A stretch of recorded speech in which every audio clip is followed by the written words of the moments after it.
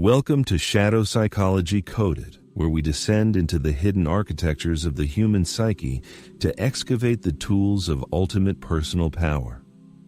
Today, we begin a ruthless excavation, a systematic dismantling of the very foundations of weakness upon which most men have built their lives. We are not here to patch cracks or apply cosmetic fixes. We are here to demolish the entire structure and rebuild it on bedrock. This journey begins with the absolute core, the primordial engine of your existence that has been systematically suppressed, denied, and pathologized since the moment you were born. We begin with what Friedrich Nietzsche identified as the fundamental driving force of all life, the metric by which all strength and weakness is measured, the will to power. To misunderstand this concept is to misunderstand everything that follows. This is not about a crude desire to dominate others. That is merely one of its most immature and unsophisticated expressions. The will to power is the biological and psychological reality of your inherent drive to grow, to expand, to overcome resistance, to impose your form upon chaos, to become more than you are. It is the force that pushes a tree root through concrete. It is the impulse that drives an artist to create a masterpiece in solitude. It is the fire in the entrepreneur who risks everything. It is the discipline of the athlete who embraces pain. In every instance, it is the act of overcoming the resistance of the concrete, the limitations of skill, the fear of failure, the agony of the body. Your life is either a triumphant expression of this will or a pathetic monument to its suppression. Most men live in a state of quiet, desperate war against their own will to power. They feel its rumblings, the thirst for recognition, the hunger for achievement, the desire to shape their world, the deep-seated need to matter. But they have been taught by every institution to be ashamed of these impulses. They are told that ambition is arrogance, that the desire for dominance is toxic, that the will to shape reality is a sin against the false god of equality. So, they learn to suppress it. They learn to channel this immense volcanic energy into socially acceptable outlets. The petty competition for a slightly better job title, the accumulation of consumer goods to signal status, the desperate seeking of validation through likes and shares on social media. They become domesticated. They become sheep in wolves' clothing, playing at being men while their inner engine rusts and seizes from disuse, its energy turning inward to fester as self-loathing, chronic anxiety, and a pervasive sense of meaninglessness. This, right here, is the great modern tragedy. Not that men are weak, but that they have been systematically disarmed from their own strength, taught to fear the very thing that could make them great. The first rule to destroy weakness is therefore the most radical act of self-honesty you will ever perform. You must embrace your will to power. You must look into the darkest corners of your own soul and acknowledge the truth you have been running from. You desire to be powerful. You desire to have an impact. You desire to command respect, not just receive polite tolerance. You want your life to be a significant force in the world, not a faint, forgotten whisper. This is not something to be ashamed of. It is something to be celebrated. It is the proof that you are alive, that you have not been completely tamed. The guilt you feel about these desires is not a natural conscience. It is a conditioned response, a psychological implant designed to keep you docile and manageable. The system does not want powerful individuals. It wants reliable consumers and compliant employees. Powerful men are unpredictable. They disrupt the status quo. They are dangerous, and that is precisely why you must become one. Embracing your will to power means shifting your identity from being a passive object acted upon by the world to being an active subject, a causal force that acts upon the world. It is the difference between seeing yourself as a ship tossed on the waves of circumstance and seeing yourself as the captain who charts the course, commands the crew, and steers through the storm. This begins with language, both internal and external. You must stop using the language of victimhood. I have to. I can't because they made me feel. It's not my fault. This language is a verbal surrender of your power. You must replace it with the language of sovereignty. I choose to, I will, I am responsible for, I decide. Every time you frame a situation as something that is happening to you, you give away a piece of your agency. Every time you frame it as something you are navigating, choosing, or overcoming, you reclaim that agency. This is not semantic games. This is psychic warfare. You are reprogramming the very operating system of your mind from one of passivity to one of potency. The practical application of this first rule is a daily practice of conscious assertion. It begins with the smallest of actions. It means choosing what you will eat based on what fuels your body for your mission, not on fleeting cravings. It means enforcing a strict sleep schedule because your mission requires a sharp mind, not because you are tired. It means deleting the apps that drain your time and focus, not as an act of deprivation, but as an act of power declaring that your attention is too valuable to be sold to the highest bidder. It means, in a conversation, consciously choosing to express your true opinion, even if it creates a moment of tension, rather than defaulting to the agreeable, placating statement that seeks only approval. Each of these small acts is a rep, a workout for your atrophied will. Each one is a declaration. I am the one who decides here. My will is the ultimate authority in my life. As you practice this, you will begin to feel a shift. The chronic anxiety that plagues so many men is often just the psychic friction of a suppressed will to power. It is the sensation of energy with no outlet. When you begin to channel that energy into deliberate conscious acts of self-assertion, no matter how small, the anxiety begins to transmute into focused intensity. The resentment you felt towards others will start to dissolve because you are no longer a passive observer of their power. You are an active cultivator of your own. You will look at a successful man, and instead of feeling envy, you will feel a sense of camaraderie and study him, asking, what can I learn from his application of power? You will look at a woman, and instead of feeling a confusing mix of desire and resentment, you will see a potential partner in the dance of wills, and you will engage from a place of your own grounded strength, not from a place of neediness. This first rule is the bedrock upon which all other power is built. Without this fundamental acceptance and channeling of your innate drive, any other technique, any other strategy is merely a facade. It is a mask of power worn by a man who does not believe he deserves it. You cannot build a fortress on a foundation of sand. Embracing your will to power is the process of pouring the concrete of unshakable self-ownership. It is the decision to stop apologizing for your existence and start imposing it beautifully and ruthlessly upon the world. This is the first and greatest step. It is the moment you stop being a slave to the world outside and become the master of the world within. And from this inner mastery, all outer dominion inevitably flows. This is not the end of the journey. It is the very beginning. The will to power is the engine. Now, you must learn to steer. The embrace of your will to power ignites the engine of your becoming.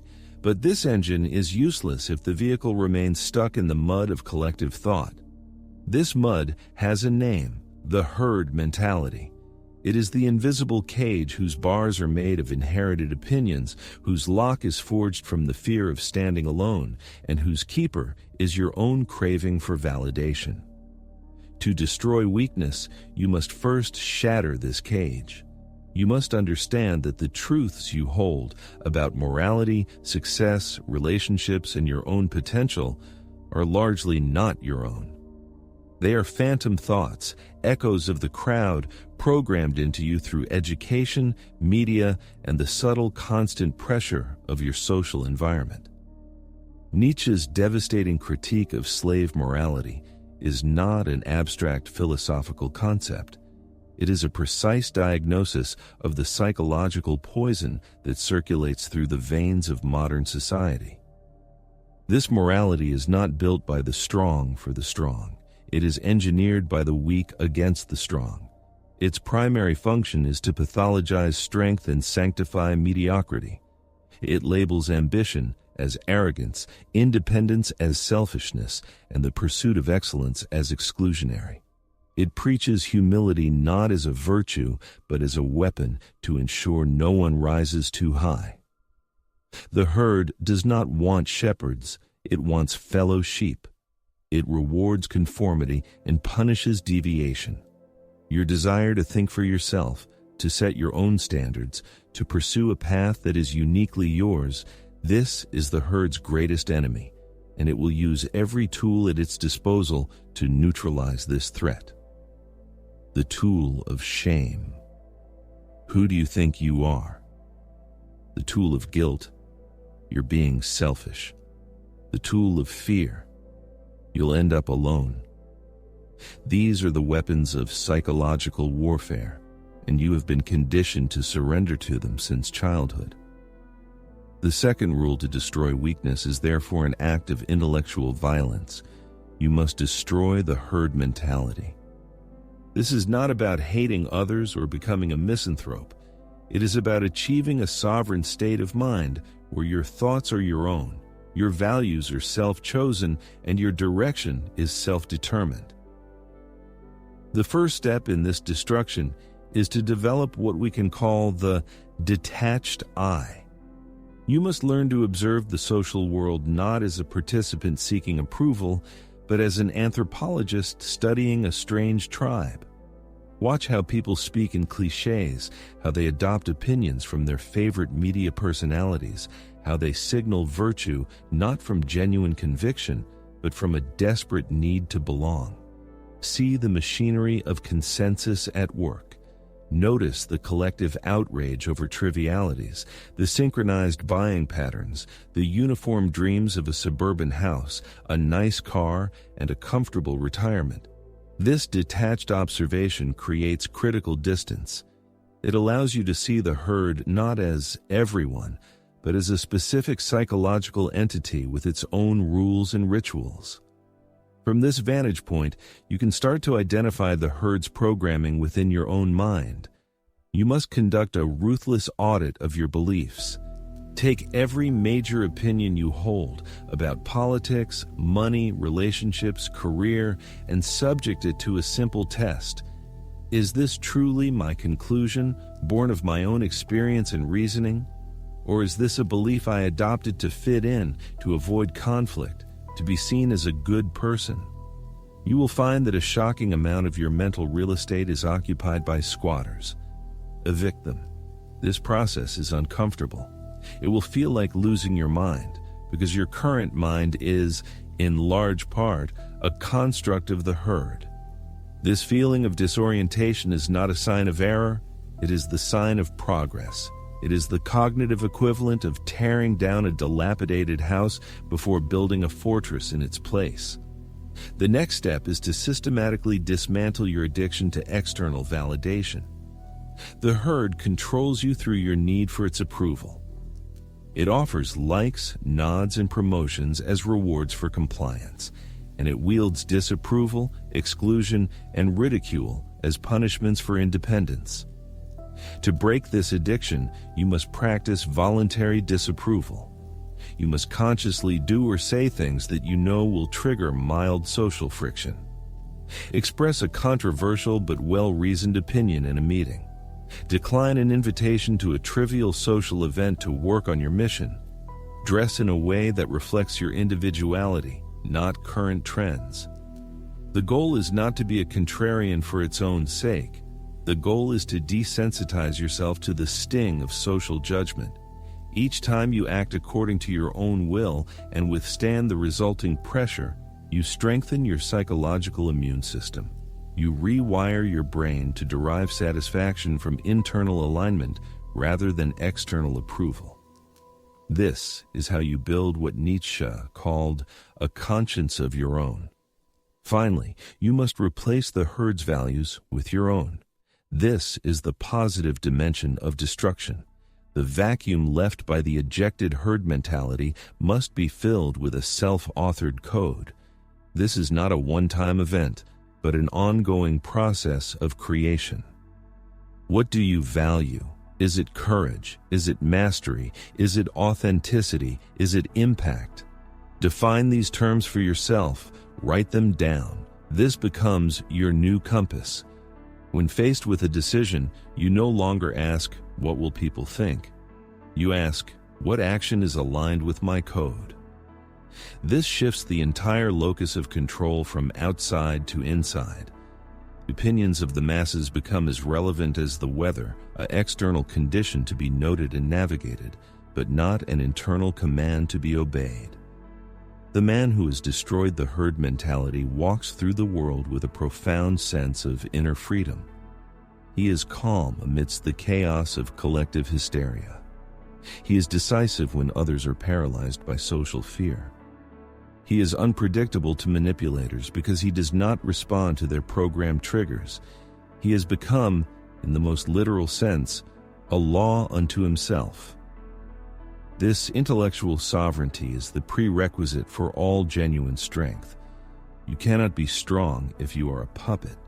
You cannot overcome weakness if you are still using the herd's definition of what strength and weakness are. By destroying the herd mentality, you reclaim the right to define these terms yourself. You clear the ground, and in the resulting silence, you finally hear the only voice that matters, your own. This is the second great step, the liberation of your mind from the prison of the collective. Now, with a liberated mind and an activated will, you are ready to face the one thing the herd fears most: suffering. The alchemical transformation of suffering into strength forges a resilience that is both internal and unyielding. You have built an engine, cleared the path, and learned to use friction as fuel. Yet, to navigate the world with true sovereignty, you require something more than internal fortitude. You require a compass, not a compass designed by others, pointing toward their destinations of mediocrity and comfort, but a compass of your own making, calibrated to your unique will to power. This brings us to the most psychologically liberating and dangerous of Nietzsche's principles, the move beyond good and evil. The common man lives his life within a prefabricated moral cage. He is handed a list of virtues and sins by his culture, his religion, his parents, his peer group. These are the concepts of good and evil that he accepts without question. To be good is to be humble, obedient, altruistic, and meek. To be evil is to be proud, ambitious, self-interested, and powerful. This moral framework, which Nietzsche identified as slave morality, was not created by the strong for the strong.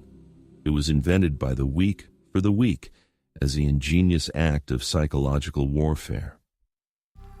Unable to compete on the battlefield of actual achievement and strength, the weak changed the rules of the game.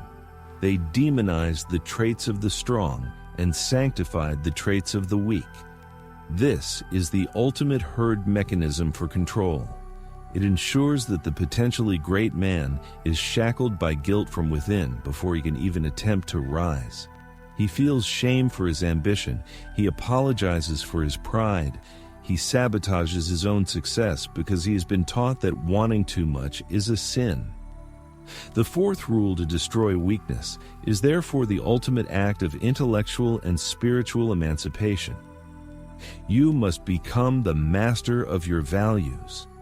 You must step outside the prison of conventional morality and create your own ethical code, a code that springs from your own life force, your own will to power, and your own assessment of what is life-affirming and strength-giving. This process begins with what can be termed the great unlearning. You must perform a systematic and ruthless audit of every moral commandment you have internalized. Take every should and should not that governs your behavior and subject it to a single brutal question. Does this principle serve my growth, my power, and my highest potential? Or does it serve to limit me, to make me manageable, to keep me small?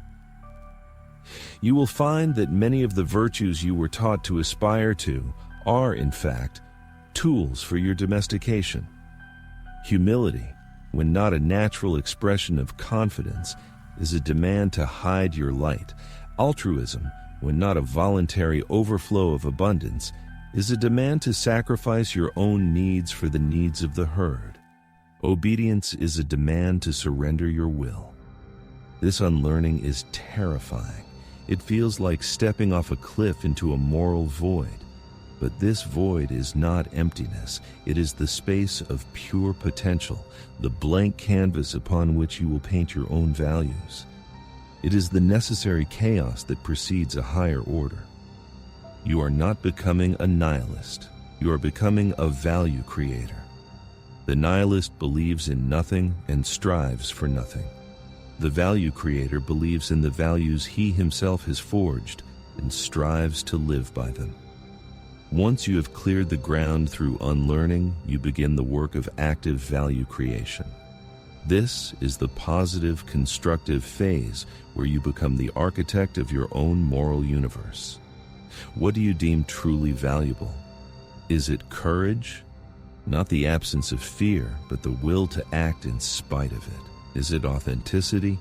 The relentless commitment to being your true self, regardless of social cost. Is it mastery? The devotion to perfecting your craft and your character. Is it impact? The drive to leave a dent in the universe, to shape your corner of reality according to your will. These are not values you look up in a dictionary. They are principles you discover through introspection, experience, and the honest assessment of what makes you feel most alive and potent. You must define these values for yourself with precision. What does courage look like in your daily life? What specific actions constitute authenticity in your relationships? Write these down. This document becomes your personal constitution, the supreme law of your own being. It is a living text, subject to amendment as you grow, but it is the ultimate authority against which you judge your own actions. The practical application of this self-authored morality is sovereign decision-making. When faced with a choice, you no longer ask, what is the right thing to do, according to external dogma. You ask, what action is most aligned with my code? What decision will make me stronger, more authentic, more masterful? This shifts the entire locus of moral responsibility from the outside world to your own conscience. For example, the herd morality might demand that you stay in a secure, soul-crushing job because it is responsible. Man, your own code, valuing authenticity and mastery, might command you to leave and pursue a riskier path that aligns with your purpose. The herd will call you irresponsible. You will know you are being profoundly responsible to your own highest self. This is the essence of moving beyond good and evil. You are not choosing evil over good. You are operating on a different plane of evaluation altogether, where the categories of the herd no longer apply. Your morality is not based on pleasing a god or a group. It is based on the objective of your own flourishing. This is the morality of the Übermensch, the being who has overcome the need for external validation and creates his own sun to live by. This self-mastery extends to your relationship with others. You stop judging people by the herd standards and start evaluating them by the quality of their character and the strength of their will. You are not easily offended because you do not grant others the power to define what is offensive to you. You are not quickly swayed by moral panics or social outrage because you possess your own calm center of moral gravity. You attract individuals of similar strength and sovereignty, and you naturally repel those who seek to manipulate through guilt or shame. Becoming the master of your values is the final internal step in destroying weakness. It severs the last and most insidious chain that binds you to the herd, the chain of their morality. With your own compass in hand, you are now truly free to navigate the world. You are no longer a reactor, buffeted by the moral winds of the crowd. You are a causal force, a sovereign entity moving with purpose and power, guided by a star of your own creation. This is the fourth great step, the transition from being a moral subject to becoming a moral authority. The fortress is now complete, and from its heights you can finally begin the work of building your legacy. The journey through the first 4 rules has systematically constructed the architecture of a new self. You have ignited the engine of your will to power, shattered the cage of the herd mentality, mastered the alchemy of transforming suffering into strength, and seized the ultimate authority by becoming the master of your own values. These are not separate achievements, but interconnected layers of a single profound metamorphosis. Now we arrive at the synthesis, the capstone, the daily practice of forging the Übermensch mindset. This is not a theoretical concept to be admired from a distance. It is a living, breathing, operational reality that must be cultivated through relentless daily discipline. The Übermensch is not a destination you reach and then rest. It is a perpetual state of becoming, a continuous process of self-overcoming that you must will into existence every single day. The fifth and final rule to destroy weakness is therefore an active verb, a command to your entire being. Forge the Übermensch mindset. This is the practical integration of all previous principles into a seamless, automatic way of being, a mode of existence where sovereignty is not an effort but your default state. The foundation of this mindset is what we can call the morning declaration of sovereignty. The first moments of your day are critical. Before the world can impose its agenda upon you, before the noise of the herd can infiltrate your consciousness, you must set your inner compass. This is a non-negotiable ritual. Upon waking, before checking your phone, before engaging with the external world, you spend 5 minutes in silent, powerful affirmation. You declare to yourself, "Today my will is the ultimate authority. Today I will not seek validation. Today, I will embrace resistance as my fuel. Today, my actions will be aligned with my code." This is not positive affirmation, it is cognitive priming. You are programming your nervous system for sovereignty, installing the operating system for the day ahead. You then physically embody this declaration through a practice of voluntary discomfort. A cold shower, a demanding physical exercise, a period of fasting. This is not masochism. It is a deliberate shock to the system that screams, "I am in command here." It proves to your body and mind, first thing in the morning, that comfort is not your master. You start the day by already having won a victory over your own inertia. As you move through your day, the practice shifts to conscious engagement. Every interaction, every task, every minor decision becomes a training ground for the Übermensch mindset. You engage in what can be termed the threefold filter. Before acting, you run your potential response through 3 questions born from the previous rules. First, does this action express my will to power? Does it make me stronger? Does it represent growth? Second, is this action free from the herd mentality? Am I doing this for approval or from authentic choice?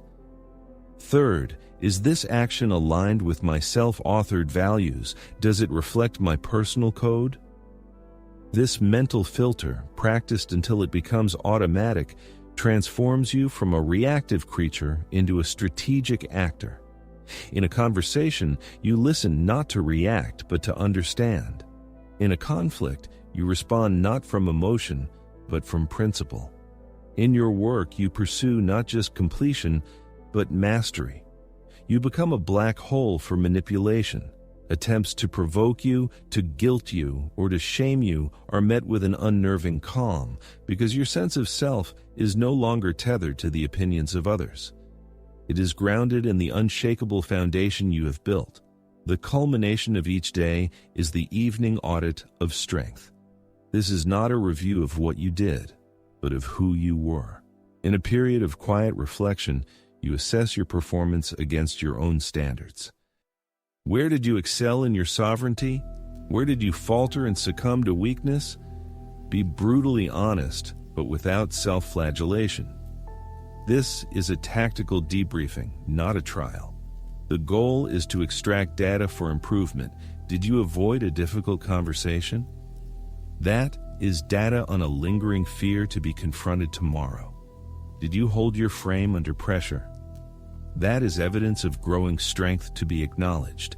This audit closes the loop. It turns experience into wisdom and effort into evolution. It ensures that every day, no matter how challenging, contributes to the continuous process of self-overcoming. The Übermensch mindset, therefore, is this self-reinforcing cycle. A morning declaration sets the intention, conscious engagement executes it throughout the day, and an evening audit consolidates the gains. This cyclical practice forges a spirit that is calm yet powerful, flexible yet principled, engaged yet detached. You stop trying to be strong and simply are strong. You no longer fight against weakness. You have systematically dismantled its very foundations within you. The man who emerges from this forge is not merely unbreakable. That is a passive state. He is an active force, a creator, a sovereign, capable of not just enduring reality, but of shaping it. He has destroyed weakness by outgrowing it, by becoming something to which weakness is no longer relevant. This is the final master rule. This is the end of the beginning. The path is laid. The tools are in your hands. Now, go and forge yourself.